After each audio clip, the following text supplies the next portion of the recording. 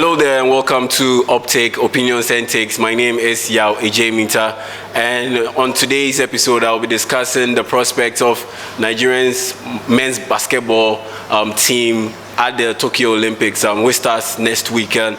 Ahead of the Olympics, there are great expectations for Nigeria after impressing in their exhibition games, beating United States of America and beating Argentina. But unfortunately, they lost to Australia in their final exhibition game.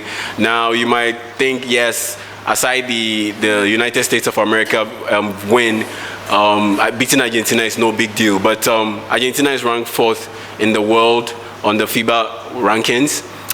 They won gold at the 2004 Olympics in Athens, and the 2019 Basketball World Cup, they finished in 2nd place behind Spain. So Argentina is a powerhouse in basketball, and they're a big deal. Beating them is a big deal. So there are a lot of expectations for the Nigerian basketball team ahead of the Tokyo Olympics. And for me, my take on this issue is, without a semi-final appearance, I would consider this a disappointment from the Tigers. That's their nickname, the Nigerian basketball team.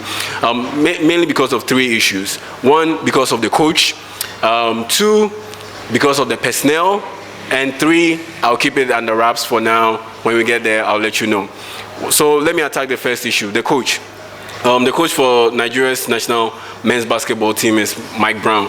Now, Mike Brown is a former head coach for Cleveland Cavaliers, that's in the NBA, and he's now the lead assistant coach for Golden State Warriors. Now, in the NBA, they are known as the associate head coaches, and Mike Brown is the associate head coach for the Golden State Warriors. And in his career, he's coached top class players. He's coached LeBron James, he's coached Kevin Durant, he's coached Draymond Green, he's coached Klay Thompson, and he's coached Steph Curry. And on top of that, in 2009, he was named the NBA Coach of the Year. So he has a lot of cachet to his name. He has a lot of good things on his CV, on his resume. So on the coaching aspect, I think they are fairly matched with the other countries in the Olympics. Back in the day, you could clearly tell there was a huge disparity in terms of class and in terms of real technical in-game adjustments on the sidelines between teams like Nigeria, or between countries like Nigeria and other national teams, particularly the United States of America and the likes of Spain. Now that gap has closed because of the hiring of Mike Brown. And so on the technical aspect, I expect the Nigerian basketball team to be able to ace the test. Then you move on to point number 2, that's the personnel. Personnel-wise, it doesn't get any better than this, and there's even more room to get more quality, because the likes of Victor Oladipo are still eligible to play for Nigeria.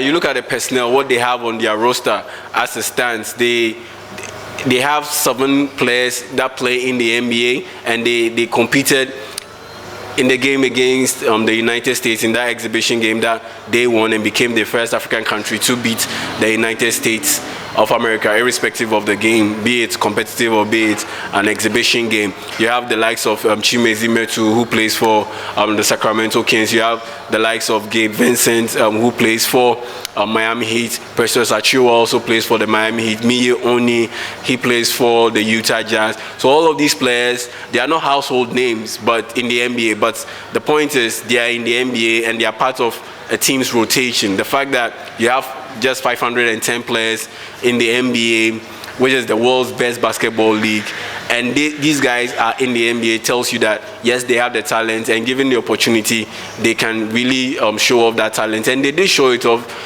in their big wins over Argentina and the United States of America. So personnel-wise, they should match up favorably against any team in the world, pretty much. So that's one of the reasons why I believe they should make at least the semifinals in the Olympics. And my final point is basically what the world has been subjected to the past year and a half, and still counting. That's COVID.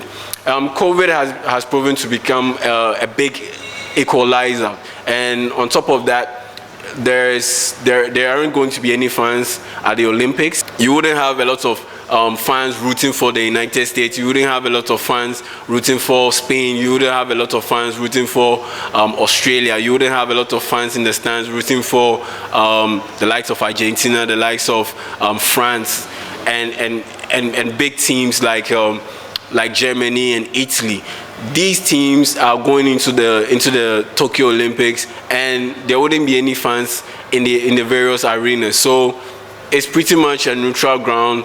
All play, or we play, we battle and see which team emerges as the winner. So that's a big equalizer in there. So that's my take on this issue. Nigeria's potential or prospective placing at the 2020 Tokyo Olympics. That's my take, and I wait to hear your opinions on my take. Just click and like this page, subscribe, and let's get talking.